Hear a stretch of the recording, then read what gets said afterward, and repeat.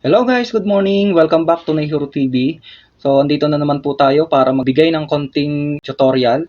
Simple lang po ito, short tutorial para sa mga hindi pa nakakaalam. Okay, kung gusto mong i-dark mode yung iyong messenger.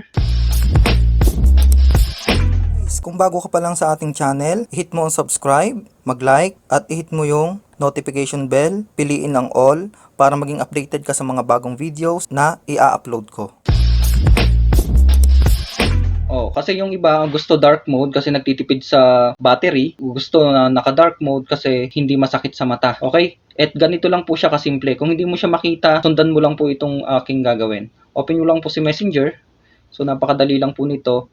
I-click or i-tap mo lang po yung profile pic mo sa upper left corner. Okay? Then, pag na-click mo po yan, so makikita nyo po kagad dito, kailangan naka-on siya. Kung hindi mo siya makita dito, baka kailangan i-update mo yung iyong messenger sa Play Store. Okay? I-on po natin. So, makikita nyo po naka-on na po siya, kaya nag-dark mode na siya. So guys, hanggang dito na lang po ang ating short tutorial. Kung gusto nyo pong magpa-shoutout, comment lang po kayo sa video na to at i-shoutout mo natin sa susunod na video.